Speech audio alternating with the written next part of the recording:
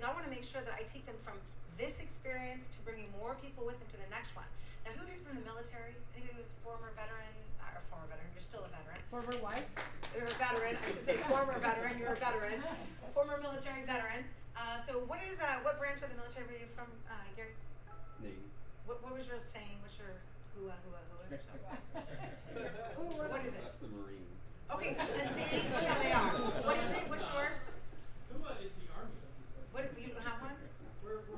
Navy doesn't have one. I'm not listening to the law. Okay, who is in the military that has a hua or something like that? David. Hoorah is the Marine Corps. That's Marine Corps. Go ahead. Marine Corps. Does the Army have one? Yes, that's the hua crap. So they all have something, right? So you kick them in the middle of the night, they're like, hua. True. Okay? This is all I want her to do. I want them to have associates, they're sleeping at night, and I just kick them in the middle of the night, and they wake up and they go, okay, so we go to events with more people than we did the last time, and we get into Performance Club as a result of it. That's all I wanted them to do. Because that's really all we do. We show up to events with more people than we had with us before us, team, and also associates, and as a result of that, we end up in Performance Club.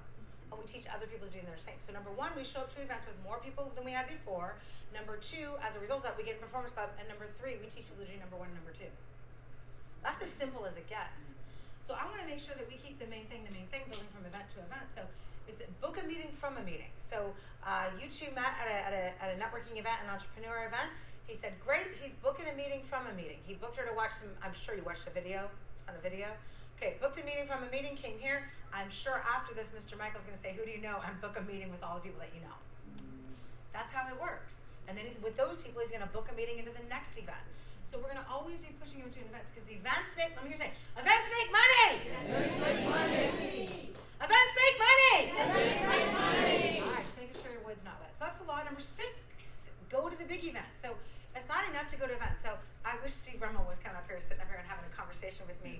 Because you got started and started darn yourself. How many days before was the next big event? It was 2.5 weeks. 2.5 weeks. Were you in a financial situation to come? Yeah, no money. It was completely broke. Completely broke, no money whatsoever. I did not know that, right?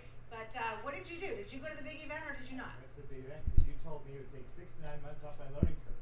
And did it? Yes. How fast did you go director immediately after that? 4 months later. 4 months later. So this is why I say to you, these big events change everything. I went to my big event and I was a cranky kind of boss type person. And I went to my big event and I'll do this in like 2 seconds. So the woman who recruited me was unrelenting. And then I said, if I get started, will you just leave me alone? And guess what? She lied. She kept bugging me. And she's like, you gotta get to this big Grand Poobah Doodah thing. And I'm like, Oklahoma City. So it was the one year it snowed. I'm a Cali girl. I'm like, I don't really know about the snow thing. I'm like, all right, fine. So I'm there. I was in an off-property hotel by a Black Angus. And if you know me, I don't eat meat. So what am I gonna do in Oklahoma next door to a Black Angus? So I got in the bus to go to the big event. If it was Vegas, I would have been forget about it. I would never have made it on the bus. I'd have been like, woo, let's go. So I got on the bus, there was nothing else to do, and all I hear is, you say prepaid, I say legal. Prepaid! Prepaid!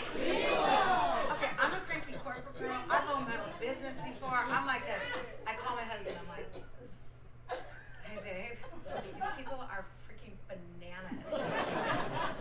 I'm like, I'm so scared, I'm not even gonna drink the water here, okay? So I'm so cranky, I go to the event, I got a nosebleed seat way in the back. I'm sitting down. This thing, when is it gonna start? It should be starting right now, it's not starting. I'm sitting, I'm ready to go. The woman's next to me is like, the music's going, woo! All I have is Fanny in my face. I'm like, lady, I can't see anything on there, on the screen, or the people down there. And all I see, your guy, he knows the story, I can tell the story. And I see Brian Crothers walk across the stage. And he goes, yeah, I was already making 6 figures in real estate. My first year I made $243,000 or whatever it was. And he's like, and he leaves. And I'm a corporate girl, I make that kind of money. And so I was sitting up in the rafters and I said, you know what? I'm gonna smoke that twerp. And I made $6,000. I didn't even know it was network marketing for the first year. But because I saw a big vision, do you see what I'm saying? I was like, I stuck and stayed. I would have quit had I only seen the people that I knew in my little market, because my event that I was plugging into, the one I went to, like I was the youngest person by about 40 years. And in fact, the guy next to me, I held up my compact to see if he was still breathing. I was like, no, he's still breathing. I was like, this can't be how this thing works. And Shawn Michael, you know, because they had no super cider, they had nothing. I understood this. I drove down here, did I not? Every month to your Super Saturday. Wow. Every month from Northern California. So you guys are like, hey, I can't make it. I live in San Luis Obispo. I'm like, okay. You want to get rich or you want to whine? That's what we can do. But what I saw was people that if they can do it, I can do it. Does that make sense? I was like, if Brian Brothers can do that, I can do that. I also saw this law of retention because I just know that every single person in this room has a shelf life. You're on the verge of quitting a lot of times. The only thing is, I just did never quit. Like I quit maybe for an hour, I had a temper tantrum or whatever I did, and then I got back on the horse. But part of it was because I went to the big event and I knew that there were other people too that had to walk off the ledge, right? Walk off the fire. They did it, I can do it. So that's how you're gonna retain people because they all have a shelf life. And if I can't get them to an event, they're gonna quit. It's a fact.